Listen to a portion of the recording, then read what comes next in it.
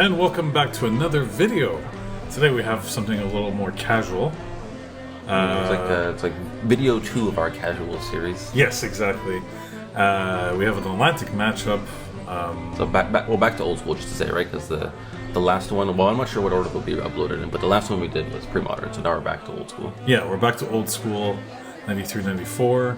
We're probably going to have a mono red versus an Enchantress deck. Yeah, so it's very spicy because we have our resident Spice Master, Derrick. Yes. Back on camera with, what is it? He's calling it Raging Giants? Raging Giants, and I mean, it's a very interesting deck. It's not something you like. We'll ever see. Yeah, probably. But I mean, like, there's some cool cards, like, Gravity Sphere. Well, it's a giant themed deck, right? Like. Yeah, exactly. And one interesting card I've noticed is Raging River. Now, this card is quite interesting. Maybe you could break down a little bit on what this card does exactly for the audience. Well, I just think also, just to say really quick before getting into it, that I think it's like that's the whole point of the deck, right? Is to play these big beefy boys, boys, and then make them extremely hard to block. And the way he gets through that is with Raging River, which okay. So how much does it cost though? It costs 4. I think it's 2 and a red. 2 and a red. Okay, so it's 3 even. So yeah, it's an enchantment that during combat, your opponent splits his creatures into 2 piles. 2 piles, yes. And then you pick the pile with which you will allow those creatures to block. Yeah. Then only those creatures, or any creature in play with flying, can then block your attacking creatures. Yeah. So like an example that I gave you before was you have a Juzam, your opponent has a Suchi and a Juggernaut, the piles get split, and you pick the side of the river, so to speak, that has the Suchi, so that it can't kill your Juggernaut, and they may not block, and it can't kill your Juzam, yeah, and then it gets through, you deal the damage. So that's why he is also, as you mentioned, he's playing Gravity Sphere. Gravity Sphere, yeah. All creatures lose flying. Exactly, so he gets around the downside of Raging River. If there's any creatures on the side of the river he doesn't want to block that have flying, the Gravity Sphere will knock the wings off those creatures, and they can no longer block. So. Exactly. And like a lot of, we're seeing giant strengths, a lot of enchant creatures, giving their, probably his 2-headed giant, Yeah. And there's a card, what's the card that gives your creatures flying we saw? I think is it the Stone Giant? I believe it's Stone Giant. Yeah, Stone Giant gives your creatures flying, but the creature has to have less toughness than your giant. So if he's playing a card like Immolation, which gives -2, yes, makes the card have lower toughness, give it flying, and then again with the river, makes it hard to block because you can pick the side of the river that has no flying creatures on it, or reduce their creatures with flying. But wait, Gravity Sphere hits your creatures too, or just their creatures? All creatures. Yeah, it's an enchant world. So that's all a bit of a novel. Yeah, maybe depending on the gameplay with what happens. It's only one at the end of the day. So. It's gonna be a very interesting deck to see because this is the first kind of build I've seen where it really focuses on the Giants theme. Yeah, and then he's playing Fork, I think, just as a way to gotcha his opponents who play the busted cards. So, yeah, so we'll see. We'll see how that goes. Yeah, and here we have the Enchantress deck. Elves of Deep Shadow, Juzam, Birds of Paradise, Blight, Fallen Angel. Urn Engine, not Juzam. Urn Engine, yes. Well, because you said Juzam, so I had it in my head. The Djinns. So a lot of ramp and then a lot of enchantments, right? To trigger off the Verduran Enchantress. Yeah, which draws you a card, right? Whenever you play an enchantment is in play. So we're seeing like even enchantments like Weakness, Imprisonment. Yeah, Sylvan Library. I think maybe 2 Sylvan Libraries might be. Yeah, I think it would probably. It would fare pretty well because you have Dark-Hearted Woods, so you could sack a forest, gain some life, use Sylvan Library, pay 4 life to draw a card, ramping you a little bit quicker into your deck. Mind Twist of Usual Suspect in a black deck with Demonic Tutor. Yeah, and Light's just basically like for some land destruction. Atlantic is a 1-strip format? You have 1-strip format, exactly, yeah. What are these 2 cards? Is this, what is this? Is that Word of Command? Or is those proxies? Like, what is that? I'm not too certain. I'm probably Word of Command, but we'll have to see when we get into the gameplay. We're going to see what it does. Yeah. Hey, so talk about casual, I guess. We're seeing Fallen Angel. You don't see that often. Yeah, I love that card when I was, getting into Magic in the 90s. That was like one of my cards I shoved into every deck, even if it didn't make any sense whatsoever. It's just I love the artwork. It's very nostalgic for me, and another interesting card too is Demonic Torment. Oh yeah, that's like a pacifism for the modern viewers. Yeah. Well, not really. I mean, it doesn't make them attack. They can block though, right? They can block, but it doesn't do any combat damage. No damage is dealt. So, it could still block, but it's so. I think it might as well. Well, it's not as good as not blocking because you can still block something, right? Yeah. It's just that no damage is dealt, so it won't kill whatever it's blocking, and it can't be killed either. But. And I'm suspecting that there's a lot of mana dorks because the fact of that if he's starting to sack his forest, his lands to Dark-Hearted Woods, he can still have his mana dorks producing mana that he needs. Yeah, but also like as an Enchantress deck, you need to be able to churn through your deck by playing every enchantment that you draw. So you have to have a lot of mana to be able to keep going on the turn that you want to, so to speak, pop off. Exactly. So the dorks are quite important, and also like Elves of Deep Shadow is always just so great when you're playing a green-black deck that needs dorks. Like it's so flavorful, it's so great. Well, I mean, you got the Pendelhaven too if you're attacking with your Llanowar Elves or Scavenger Folks. Yeah. Well, yeah, Scavenger Folks. Yeah, so just adding a little bit of combat damage. And it still produces green mana, so it's always a great one of in a deck like this. One, City of Brass to help balance out the mana base. But I think this deck is probably favored just because. Yeah, I think it's favored just because of the card advantage between the Sylvan Library, the enchant. I mean, it's also like a kind of established deck that has seen play, does see play, can function, does work. Derrick is trying something. So I give him props for that because it's not everyone who's like really wanting to try something completely new. Yeah. So. But you always gotta root for the new fun stuff. Yeah, exactly. And love the playmat, Branching Paths, which was a Montreal created set for the old school. Like an expansion for old school, basically. An expansion for old school, so. As if there was one more after Fallen Empire. Yes, exactly. And had some interesting cards, actually. I don't know if you've ever taken the time to look at it. It was actually pretty well. Flavor, artwork was really nice. Okay. Sorry, I saw the card arts. Yeah, I didn't play. I didn't get a chance to. No, neither did I. But I saw some of the cards, and it was pretty nice. Yeah. Okay, so I mean, Derrick took a mulligan. That can't be a good start for a brew, right? You don't want to start. A brew. The only thing I with a deck like that is okay. Well, he's got mana and he's got a fork, so like I guess what he's trying to do is with the 4 forks is while I wait to cast my 5 and 6 and 4 cost cards, I'll fork your Ancestral, I'll fork your Bolts, I'll fork your Time Walks or whatever. And yeah, but in this case he's not playing blue, so I'm wondering how. No, he's doing it to the opponent's not playing. Oh yeah. So it could just be a very unfortunate matchup. So we got land drops, Elves of Deep Shadow. Derrick's playing his Mox Ruby. Yeah.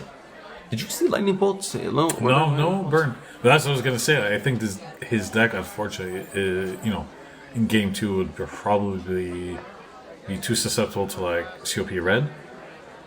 Because there's no other colorless other than the Mishra's Factories. I mean, I would imagine. Was there a sideboard? I didn't see sideboards. I would imagine these are just best of 1 games. Probably. I mean, these are casual games after all. Yeah. So already, JS taking 2 damage from Elves of Deep Shadow and City of Brass to get out his Birds of Paradise and Sylvan.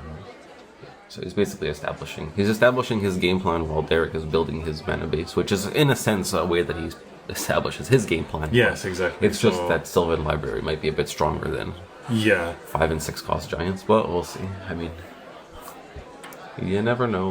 So he's got 2 factories on board and tapping 4. Factory beats. Oh, yeah, well, we didn't talk about that card. What is that card? I don't even know what that card is. Totally missed that. That is. Yeah, I have no idea what that is. I'll do a quick search while the game continues. And so. Right now we have JS, just, Is that from Legends, you think? Possibly. I'm not sure. So JS right now, looking through his Sylvan top 3 cards. It costs 4, so I can just search artifacts that cost 4. In old school. So JS playing the Swamp.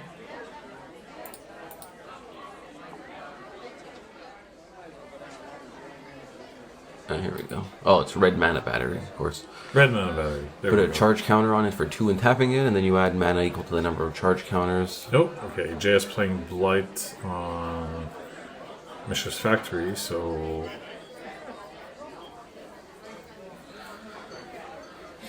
So that's whenever it becomes tapped, destroy it? Or tapped for mana? Tapped for mana, interesting. So I wonder if that's like a... Yeah. Whenever enchantment becomes tapped, just destroy tapped, it. Yeah. so attacking even will get it killed. Yeah. Okay, but no Enchantress yet, which is okay. He's got the Scavenger, folks. I'm wondering if he's gonna... See, like, it's interesting because you see red and you see factories and you probably are not going to be aggressive with your Sylvan Library, but if you know your opponent's playing a Giants deck, maybe you're just going to be a bit more aggressive with a library. Like, you can probably afford to take some damage to draw more cards. Yeah, so Derrick just biting the bullet with the Blight, losing his Mistress Factory, playing his 2-headed Giant. So this card can block multiple creatures. Or two creatures. Yeah, 2 creatures.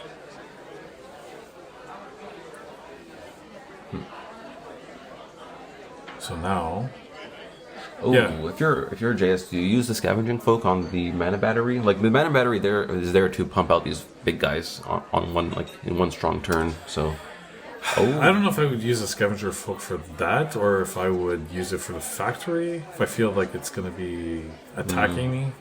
I feel like as a backup plan, maybe? I feel like if you hit the battery, you're taking away what Derrick is trying to do as a way to, like, cheat his guys, you know, so to speak, cheat his guys into play. I have to stop saying so to speak.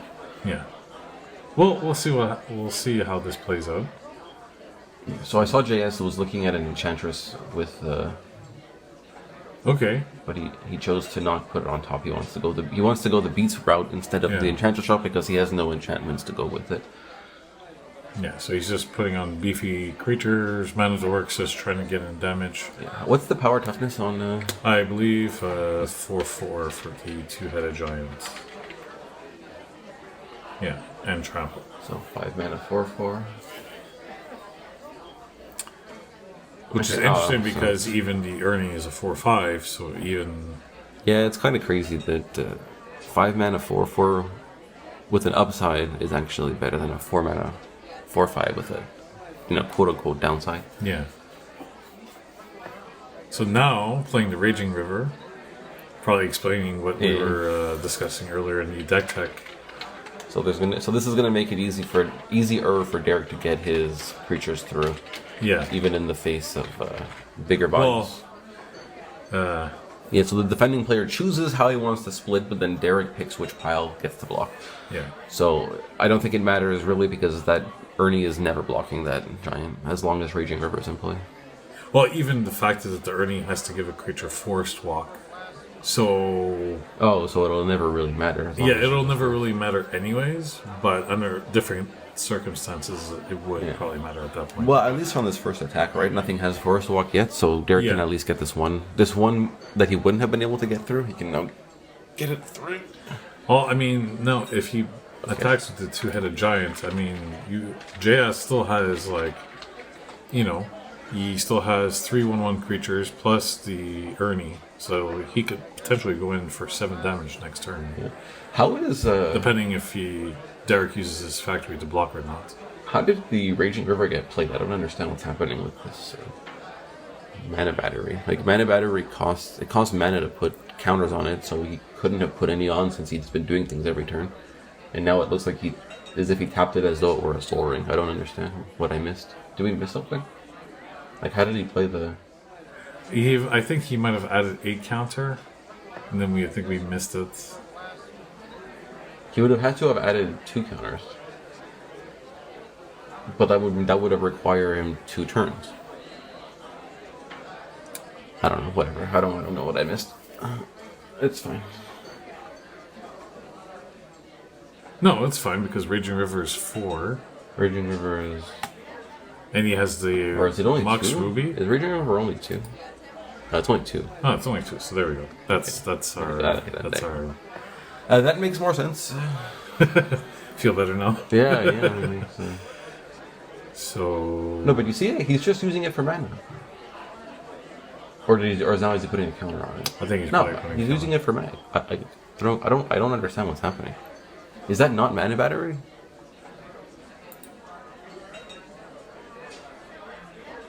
Is that not mana battery?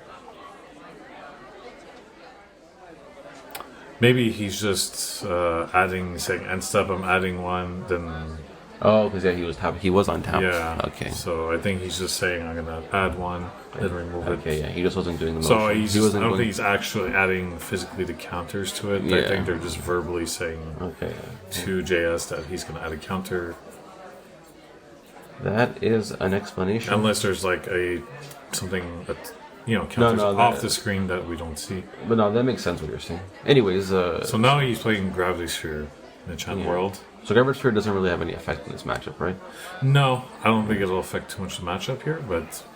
So I think for JS Hero, I think I would have taken 4 or 8 damage there and just drawn 2 more cards, even if they're not like enchantments, because he's got the Enchantress in play now. So I think he just wants to find his enchantments. Like I don't know. I think I can afford it, especially. Well, whatever. You can take 4 damage from the giant one time. No, you'll always be able to block it. So now Derrick just... Yeah, and see, if Derrick doesn't even attack either, then you at least pay 4 life. For at least, draw 2 at least. Because the thing is that even if you're not doing it because you don't see enchantments, and you're like, I don't want to pay life to draw cards that aren't going to combo with my Enchantress, it's like, it doesn't matter, because taking that card gets you 1 card farther into seeing the Enchantress. Exactly, because next turn it'll be 2 more cards he's seeing instead of only 1 card he's seeing. So I feel that a lot of people are not as aggressive with Sylvan Library as they probably should be sometimes. Yeah. I mean, this isn't 12 Vault also, so you can't just... Yes, like I was playing with Laurence last night, and 3 or 4 games, and I think in every single one of those games I brought myself to 4 life with that with that Sylvan Library. Yeah, I played him the night before actually, and no Sylvans. No. Although he was not a fan of the workshop stack. he did tell me that Steel Artifact was. It was an MVP for one of the games actually. Yeah. Okay, so you said, he saved it for. Scavenger folks to destroy the factory. See, but that's what I want to say though, is that if he was always in that mentality of I'm going to save the Scavenging Folk for that extra 2 damage, it's even one more argument that he should be taking 1 more card with that Sylvan Library, I think, because he's already like life conscious. But he can also be playing the cautious card because he's figuring that there's probably going to be some burn spell. Yeah, when you're seeing your opponent playing red, you're expecting bolts, fireball, Unfortunately, that fork is dying in Derrick's hand, right? Yeah, I mean, I'm not sure. I don't think they're sideboards, so I think he got a little bit too aggressive. I think he had like 3 in his deck, possibly. 3 or 4 even. Yeah. So, well, JS just basically like doing lots of damage with the Ernie. Sometimes you come to play a game and the person you're playing against just has a deck that doesn't either completely counters yours or just doesn't care about the thing you're trying to do. Yeah, it's doing its own thing, exactly. So I really wish JS would just say I take 4 damage. I mean, I pay 4 life. I just want to please especially with this Enchantress, please just put only 1 card back, please. Just 1 card. Just do it further. Not everyone's as savage like you. Okay? Do it for the fans. Oh, good God. Yeah, so I just want 2 cards in my hand. So okay, but also 3 life. I mean, he's only got 1 blocker, so why doesn't? I mean, JS just wants to maybe play with his food, because he could just have swung with everything and just won the game, right? He has 4 damage on board. I think he's supposed to be cautious. I mean, this is after all casual. No. This is life. This is real life. There's no such thing as. Yeah, I mean, he's not attacking with anything, so they're just having fun, I suppose. So he's gonna sack his. Oh, yeah, there you go. He realizes. Yeah. Wait a minute! I can win the game. Yes, he had 3 forks in his hand. Oh, that's brutal. Absolutely. Those could have been 3 lightning bolts. Yeah. Which would have dealt with a lot of the creatures. Yeah, or exactly. even like a fireball. Even maybe cut one fork for one fireball. You could even just fork your own fireball. Does that do anything? Yeah. Yeah. Fork your own fireball, and well, yeah. If you do it for 2 less, so that you can fork, you still have to do it for a certain amount to make it worth it. Well, yeah, as long as you do it for more than 2. well, with the red mana battery, just back up. Yeah, especially with the mana battery. That's true. Yes, but Derrick is trying something new. In old school formats, it's not like Giants deck is not really an established deck in the format. I think. And well, at least for him too, he's not playing against something like Shops, so he can try to do what he's wants to do instead of just get run over. So I mean, like this casual night that Carl hosted, the same Carl that that did the pre-modern comments in the last video. This casual night, like I guess Derrick came with casual in mind. With casual in mind, exactly. So he's not worried about running into Shops, is what I'm saying. He's not worried about running into the deck. He's not worried about. He's not worried about like all those top tier decks. Yeah. So it's more like shame on you, right? You come to this night with the Shops deck. Now, that being said, Carl came with Twiddlebolt, but it was for testing purposes, so that's okay. I would probably bring like a Chains of Mephistopheles deck that I'm always trying to make work somehow, but can't seem to make it happen. Oh well. One of the best parts about Chains of Mephistopheles is realizing that the price is probably more than what you paid for it. So when you don't make it work, you can just sell it and get your money back. That's probably one of the best things about you. Well, the first thing being the art. Probably, I think the art is the art is great. Yeah, of course, it's fantastic. Okay, we have an early river. So yeah, Bayou, Lotus, probably Ernie. No, Fallen Angel. Just not looking to have fun. 5 mana. 5 mana for 4 yeah. Now that's a 2/1, right? And it gets +2/+1 whenever it sacrifices a creature, or is it a 3/2? It's a 3/2. Let's take a look. I want to say 3/2. What do you want to say? I want to say 3/4. No chance. 3/3. Okay, right. Sacrifice creature, Fallen Angel gets +2/+1 until his turn. This is actually unfortunately the art that I knew before. Yeah, so... Yeah, 8th edition. Oh, okay, so using the Chaos Orb to destroy the Fallen Angel, not wanting to deal with a 3/3 beater that could potentially do a lot of damage. Yeah, while he waits to cast his... Also, it flies, right? So it gets around the river. There's a lot of flavor packed into that river, right? Your flying creature being on the wrong side of the river can just fly over to the other side of the river to defend. So it's pretty interesting. I think this is the first time I've actually seen that card being played in a deck, Yeah. It's one of those cards you're just like, oh, cool. But you're like, I don't know what deck to shove it in. It's just like, I'm just going to play mono red burn. Yeah. So he's playing Demonic Tutor. What do you think he got? I think in this matchup I'm getting Sylvan Library. Yeah, I'd probably agree with you. Unless I have mana and an Enchantress in my hand, maybe I just get an enchantment to start the ball rolling, but that also is what Sylvan Library is, so maybe you just get Sylvan Library. Yeah, I think Sylvan's probably also so good. Also depends, right? Like, did he not attack with the 1/1s last game because he wants to have a casual game, or did he forget? Because if he forgot, then he's getting Mind Twist, and if he wants to have a casual game, then he's not getting Mind Twist. Because you could just Mind Twist there. Yeah, that's true. And say, here's a Mind Twist for 3. You go to 1 card. If I hit any of his, if he hits any of his lands, right? It's just gonna have to. Well, he showed his hand quickly, but I didn't get a chance to see. Saw a weakness in there, but a couple of the cards. So it's possible he either got an Enchantress if he had a handful of enchantments already. Yeah, very possible. I see an Enchantress in the far left. So all right, we got us with that Stone Giant. Yeah, Stone Giant. This is one that gives flying, right? Yeah.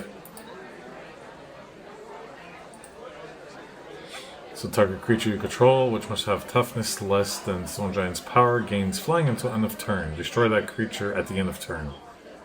Okay. So very interesting, because then that creature is destroyed at the end of turn. Yeah. So you want to get like 1 swing in, it dies. Basically, get a swing in every turn by giving your stuff flying, so they can't be blocked anyway. So you have like lightning bolts and flame rifts on a stick, basically. So JS is going to play an Enchantress and an Enchantment. Yeah, so it's possible he went to get the Enchantress. Oh, there you go, weakness. So now he's got that's a 1/3. Which is kind of funny because it makes it harder for him, his ability to work, right? Because now his toughness is even smaller. So yeah, I guess Demonic must have gotten the Enchantress. I mean, if you're playing Enchantress, whether it's in any format, it's because you want to draw cards. So your primary focus is going to be to set that up. Interesting enough, he played Giant Strength. So was that +2/+2? +2/+2. So it was a 1/3. That's a 3/5. So that is part of the quote unquote combo in Derrick's deck is he plays Giant Strength on his Giant. So that it can basically give almost any creature in his deck, if not any creature in his deck, the ability to fly. Exactly. So. And it still attacks, so it gets its power back. Oh my god, another Enchantress! So that's where the Enchantress decks really pop off. Is on the on the second Imprisonment. Yeah. So now he draws 2 cards every time he plays. Yeah. So the Enchantress card is really good because it draws you a card, but really you're not actually doing anything spectacular in Enchantress decks until you have a second one in play, which is what makes the deck weak in Old School. Is that there are only Verdure and Enchantress. There are no others in the format. Whereas in Pre-Modern or Legacy, you actually have 8, if not more, depending on the format. So they're more viable. But yeah, it's still fun. It's still a good card, at the end of the day. Yeah, it's still a fun card. Yeah. Well, it still does the thing, right? Even if you only have access to 4 of it instead of 8, it still does the thing once it's in play. So the brew space is there, right? Yeah.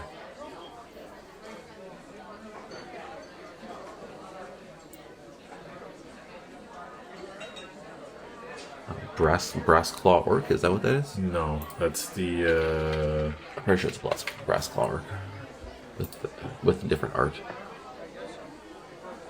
Yes, I believe you're right. Cannot be assigned to block creatures with power 2 or greater. Interesting. So this card is here because it's easily flyable. Yeah. Or as Derrick calls it, throwable. Because it dies at the end of the turn, right? So you're playing another Imprisonment. No, he's just reading. He's just reading. Okay, I thought he had played it. I was like, well. Can you Imprisonment is like it's done for? I don't know. Actually, we don't really see that card in play ever since. Yeah, it is one of the banned cards. Yes, it's one of the banned cards that Wizards deemed not appropriate. What's Wizards? Wizards of the Coast. What is that? I've never heard of Wizards of the Coast. Never mind. Yeah, I don't know what that is. Focus on the game.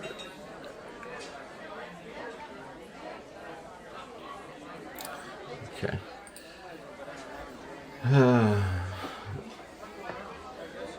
So, I wonder if JS had the second Enchantress in his hand, or if he drew it off of the first draw, or what happened there. But he must be happy if he's got even one more in his hand. She's all in. Oh, that's another fallen angel. That's an angel. That's an elf. So maybe he's building his mana for one turn where he just goes enchantment, draw, enchantment, draw, enchantment, draw. Probably. I mean, that's the whole point, right? You want to draw with these cards. Yeah, exactly. That is the entire point. So apparently there's like a whole committee behind the creation of these posters.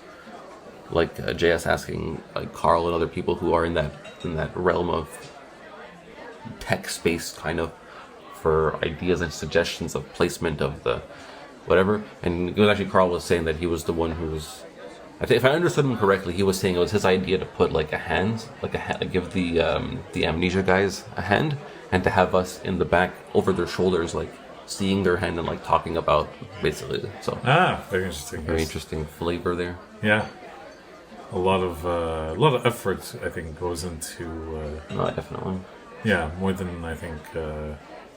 Even it's apparent. I realize. Yeah. It doesn't seem like, but there's a lot of effort that goes into making the video, from the tech side especially. So he's playing Giant Strength now on his creatures. Now it's a 5/4, which whatever it can't block any of the guys 2 or greater. But it's interesting because if you do that, then you're not throwing it. But maybe you don't care to throw it, right? Because They're bigger than the opponent's board, so you just punch through. Only throw it if you need to. I guess. Like if a Djinn comes down and you can't get through anymore, give it flying, throw it over its head. So now he's using Raging River. I'm guessing. It's gonna block. Raging River should be just activated automatically when the attack happens, no? Yeah. So interesting, because whatever side he chooses to block with the Fallen Angel, he could sack the birds or the Elves of Deep Shadow to give a +2/+1. Yeah. But Raging River, does it split for every creature attacking? No, I think it's only 2. So I think it's 2 piles. Yeah, a left pile and a red pile. Yeah, but for each attacking creature, you pick which pile gets to block it. So this pile will block you, this pile will block you, this pile blocks this, that, and the other thing. Okay, so we have a dead. Oh, and this is Immolation, gives +2/-2. Yeah, so killing off. Which is risky because he could just sack another creature that's protected. Right? Yeah, he could have sacked the Elves of Deep Shadow.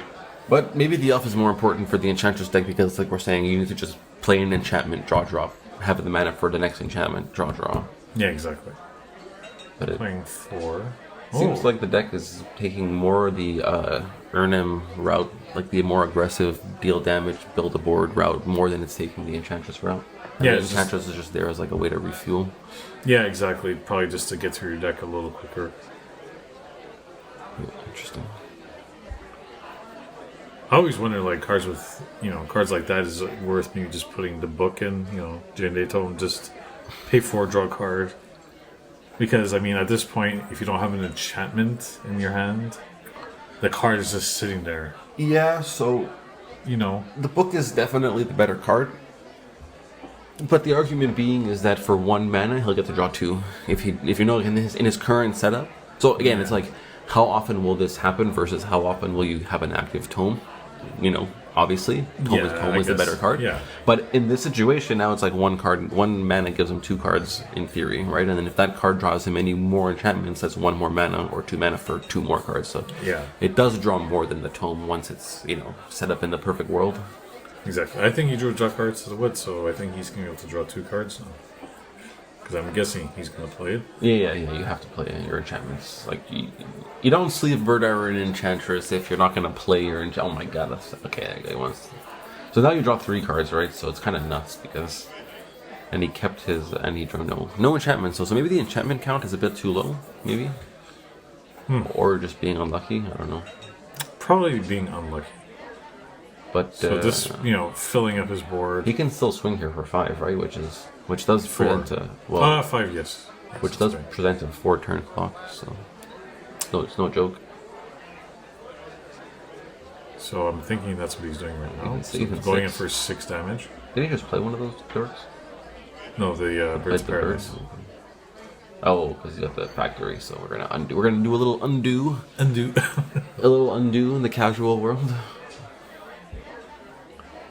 Yeah, you always forget that. You're like, yeah, that's right. There's a factory on the board.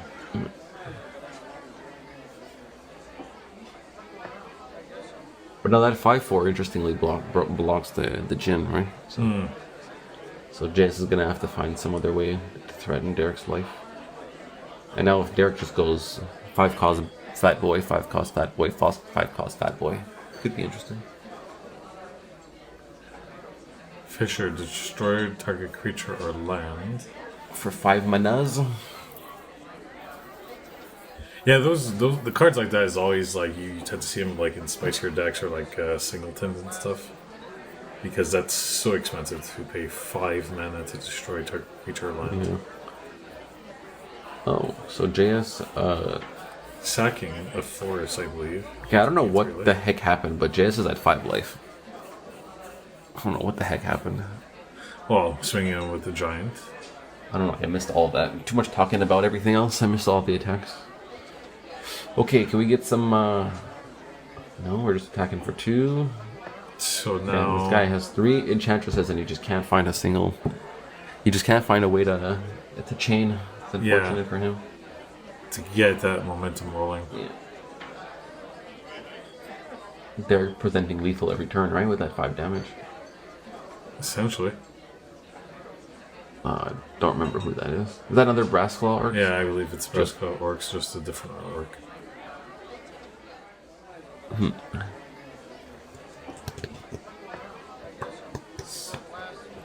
Wonder what JS is going to do here. If he's going to just... Because he can only gain... you know, although he could sack the bird one turn to kind of prevent taking damage. So he's gaining 6 life by sacking his 2 bayous.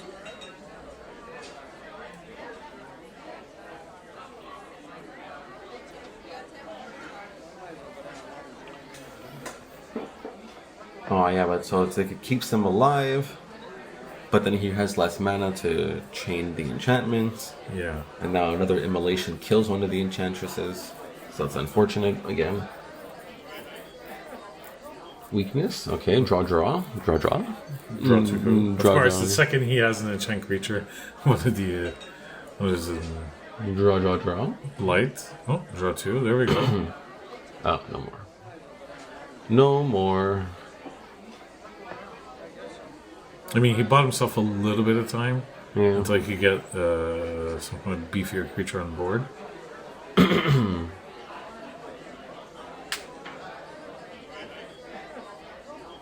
Just playing the Bayou. He drew 2 birds. Oh, an orb. Yeah, sorry, there we go. I didn't see the orb. So the orb hits a scary boy. A scary Terry.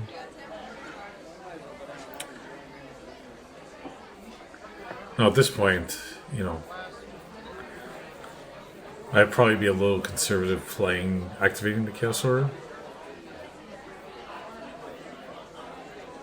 Yeah, I mean, considering he's got 6 life now, the guy has weakness on it, so it's back to being a 3/2. He can block if he needs to. They don't have trample, and he's got 4 lands to sacrifice to gain more life. He could probably be very patient with the Chaos Orb. No, you can only sack 4, so he's only got 1 land he can sack right now. Okay, it's not a Zern Orb, right? No, it's not a Zern Orb. Wrong format, Mark. Yeah. This is what happens when you play 75 different formats. Yeah. Plus new card games. Plus new card games.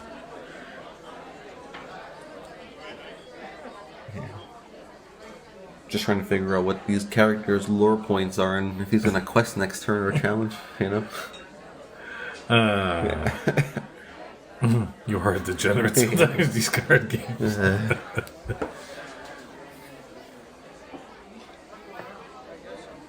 Yeah, the Chaos Orb is nice because it basically threatens... It threatens Derrick on a lot of levels, right? Yeah, exactly. So Derrick has got to be like, you know, cautious as he... I would probably try to be a little aggressive with the attacks, with the Mishra's Factories. You know? Yeah, well, yeah, I guess so. Unless he wants to, unless he values his mana more than he values chip damage. Or that's Well, the Enchantress, it's a 0/3, I believe? 0/2 even. 0/2, right? Yeah. Interesting. So it could be a blocker, potentially? A 0/2, yes, you're right.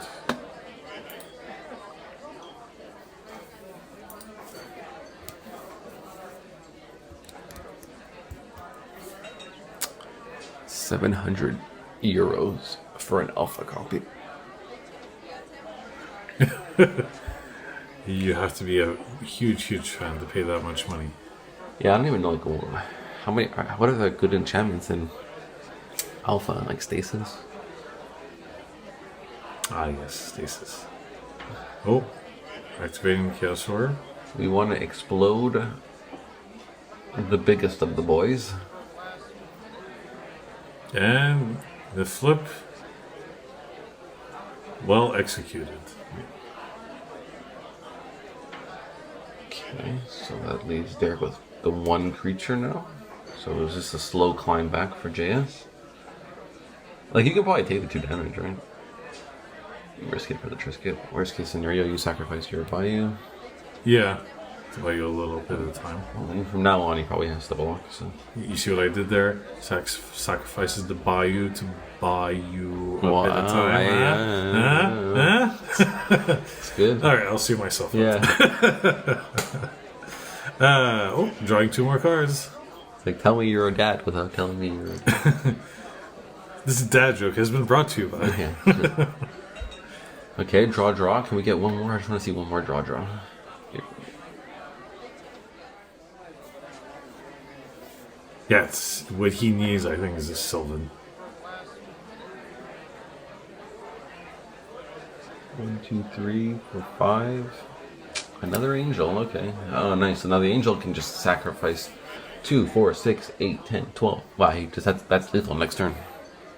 Well, he's at 14, I think. Yeah. It's a 3/3, and there is 6 characters on play. 6 times you're right. 12 plus 3, 15.